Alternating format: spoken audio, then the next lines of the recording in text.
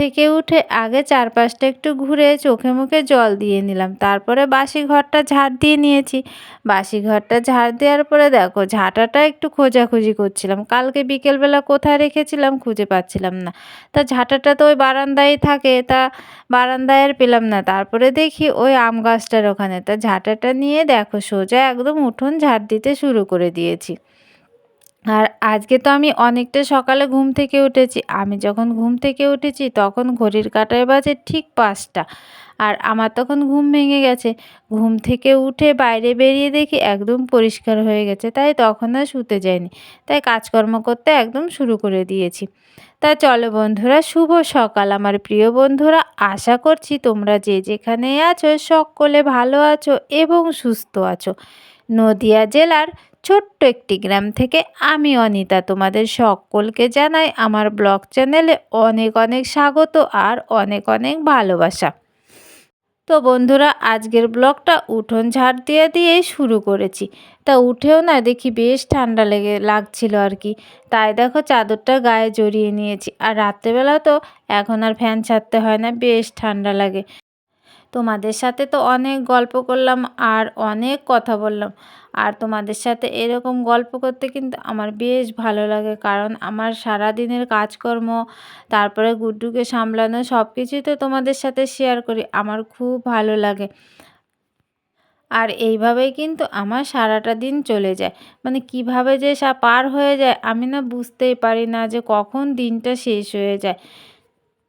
তো বন্ধুরা, তোমাদের কাছে একটাই অনুরোধ, মানে যে যেখান থেকে আমার এই ভিডিওটা দেখছো না কেন সকলে আমাকে একটু সাপোর্ট করো আর আমার চ্যানেলটি একটু সাবস্ক্রাইব করে আমার পাশে থাকো, এইটাই তোমাদের কাছে অনুরোধ। তা যাই হোক বন্ধুরা, দেখো তোমাদের সাথে অনেক গল্প করতে করতে আমার হচ্ছে উঠোনটা পুরো ঝাড় দেওয়া হয়ে গেল।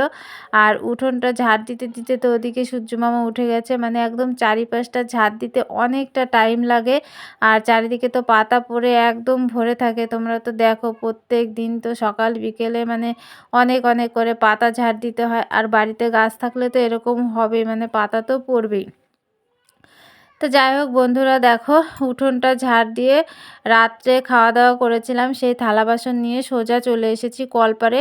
আর থালা বাসনগুলো আমি মেজেও নিয়েছি, ধোয়াও হয়ে গেছে।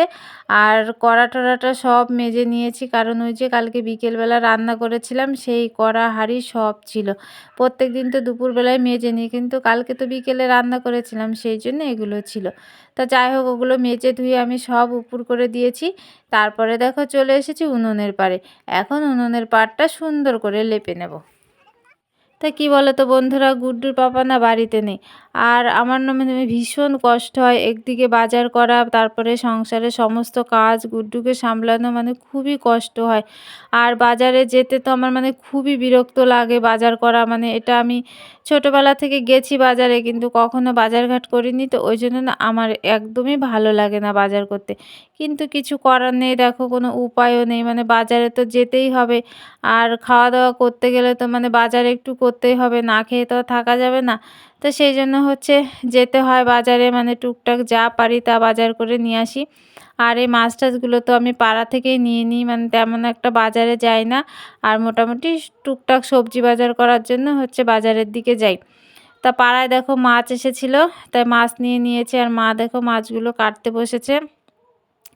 আর আমি এদিকে দেখো অনেকটা আলু নিয়ে বসেছি। গুড্ডু খুব মানে বায়না করছিল আলুর চিপস খাবে মানে দোকানে, তাই আমি ভাবছি ওকে দোকানের চিপস দেবো না, হচ্ছে বাড়িতে বানিয়ে তারপরে দেবো।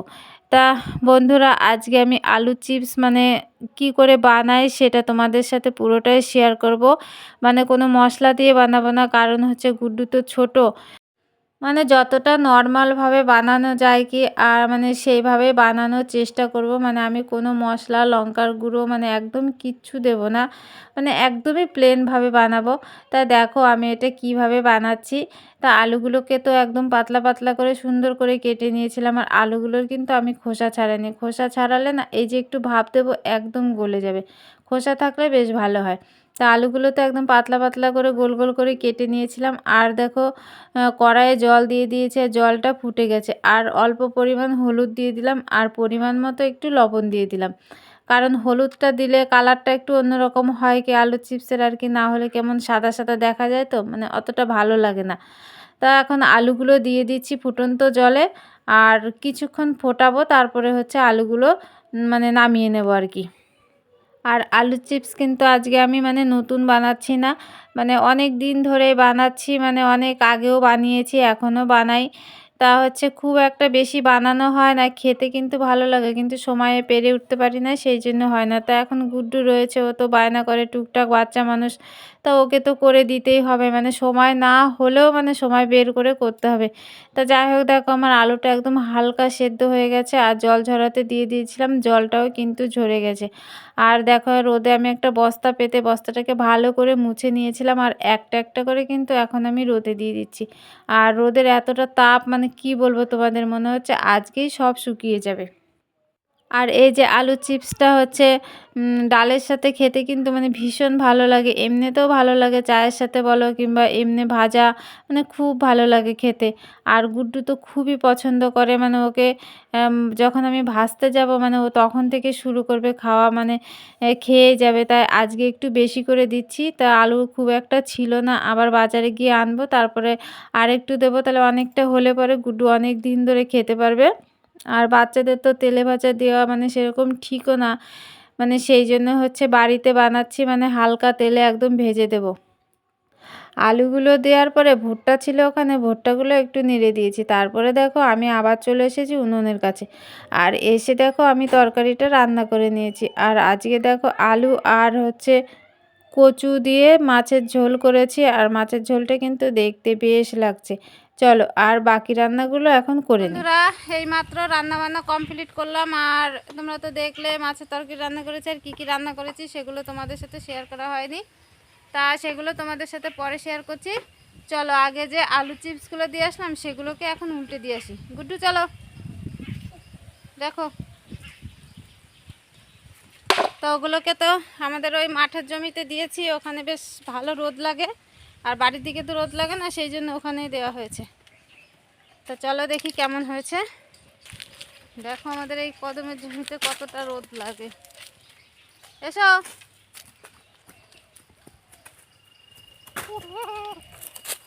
তো চলো এখন উল্টে দিয়ে এগুলোকে।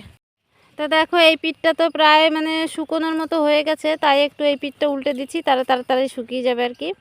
ভালো করে উল্টাবে। আর এই যে দেখো গুড্ডুও চলে এসেছে, ও আমার সঙ্গে সঙ্গে উল্টে দিচ্ছে।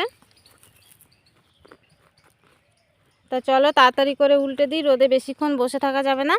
তো বন্ধুরা, আমি আর গুড্ডু মিলে তাড়াতাড়ি করে ওগুলো উল্টে দিলাম, রোদে তো বেশিক্ষণ বসে থাকা যাচ্ছে না, ভীষণ তাপ রোদের। আর গুড্ডু তো একটুখানি বসে থেকে বলছে আমি ঘেমে গেছি। তাই বাবা, তুমি ঘেমে গেছো? আর গাছে এসেছে হনুমান, ভীষণ উৎপাত করছে তেঁতুল গাছে। হনুমান টাটা, গাছে অনেক হনুমান এসেছে, আর উঠোনটাকে একদম নোংরা করছে। দেখো তেঁতুল পড়েছে কিনা। এ দেখো এই তেঁতুলটা ভালো, এটা রেখে আসো। আর এবার গাছে তো বেশি তেঁতুল হয়নি, যা দুই একটা হয়েছিল হনুমান এসে একদম নষ্ট করে দিচ্ছে। আর এখন তো একটু পেকে গেছে, দেখি দাও। তো যেগুলো পাকা সেগুলো এখন পড়ছে, আর গুড্ডু সেগুলোকে কুড়িয়ে ঘরে রেখে আসছে। যাও রেখে আসো। তো চলো বন্ধুরা, পরে তোমাদের সাথে আবার দেখা হচ্ছে। এদিকে দেখো করেছি আলু আর কচু দিয়ে বাটা মাছের তরকারি, বেশ দেখতে কিন্তু খুব সুন্দর লাগছে তরকারিটা। আর এদিকে গুড্ডুর জন্য একটা আলাদা ঝোল করেছি, কারণ কচুতে তো হচ্ছে কাঁচা লঙ্কা বেশি করে দিয়েছি, ঝাল হবে, সেই জন্য গুড্ডু খেতে পারবে না, ওর জন্য গাজর আলু দিয়ে একটা তরকারি করেছি, আর এখানে টমেটোর চাটনি করেছি। আজকে রান্নাবান্না এই। তো বন্ধুরা, তোমাদের তো দেখালাম কি কি রান্না হয়ে গেছে, আর এখন গুড্ডুর খিদে পেয়ে গেছে, আমি গুড্ডুকে এখন খাইয়ে দেবো। আর ভাত নিয়ে নিয়েছি, গুড্ডু এখন বলছে বাইরে দিয়ে ঘুরবে আর খাবে। তা যাই হোক, এখন ওকে বাইরে দিয়ে ঘুরাই আর একটু খাওয়া দাওয়া করিয়ে নিই, সেই তো সকালবেলা খেয়েছে, অনেকক্ষণ হয়ে গেছে, ওর খিদেও পেয়ে গেছে। আচ্ছা ঠিক আছে, তা ওকে খাওয়া দাওয়া করিয়ে তারপরে আমরা খাওয়া দাওয়াটা করে নেব। গুড্ডুকে খাওয়ানোর পরে আমি মাও খেয়ে নিয়েছিলাম দুজনে।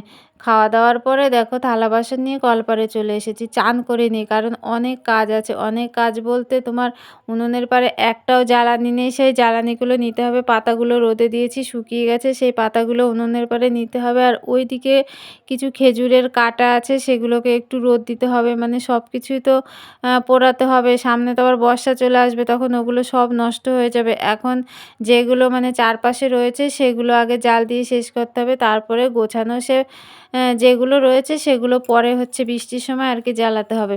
তা দেখো খাওয়া দাওয়ার পরে আমি সব থালা বাসন নিয়ে কলপাড়ে চলে এসেছি, ভাতগুলো গামলায় বেড়ে নিয়েছিলাম আর একদম হাঁড়ি কড়া সব নিয়ে চলে এসেছি। কড়াটা সামান্য একটু পুড়ে গেছিলো, তাই বালি দিয়ে ভালো করে কড়াটাকে একটু ঘষে দিলাম। তারপরে দেখো আমি সব থালা বাসনগুলো মেজে আর এখন দেখো ধুয়ে নিচ্ছি। আর রোদে গরমে মানে খুব তাপ, তো সেই জন্য সেই ছেঁড়া ন্যাকড়াটা নিয়েছি, ওটা বুলিয়ে বুলিয়ে বেশ ভালো করে থালা বাসনগুলো ধুয়ে নিচ্ছি। আর এদিকে দেখো থালা বাসনগুলো ধুতে ধুতে গামলায় একটু জল ছিল, চলে এসেছে হনুমান। মানে এক পাল হনুমান তেঁতুল গাছে ছিল, সেগুলো দেখো জল খাওয়ার জন্য কতটা কষ্ট করছে আর কি। মানে জল না পেলে যে কতটা কষ্ট হয় এই হনুমানগুলোকে দেখে, তাই মানে বোঝা যাচ্ছে। মানে আমরা তো সব সময় জল ব্যবহার করি, খাই, এই হনুমানগুলোকে দেখে বোঝা যাচ্ছে মানে জল না পেলে কতটা কষ্ট হয়। বন্ধুরা, গুড্ডুকে খাওয়ানোর পরে আমিও খেয়ে নিয়েছিলাম, আর খাওয়া দাওয়া করার পরে আমি কিন্তু অনেক কাজ করেছি। আর কাজগুলো কমপ্লিট করার পরে চান করেছি, গুড্ডুকে চান করালাম। আর দেখো এখন রেডি করে দিয়েছি, আর এখন গুড্ডুকে ঘুম পাড়িয়ে দেবো। তা চলো এখন গুড্ডুকে ঘুম পাড়াই।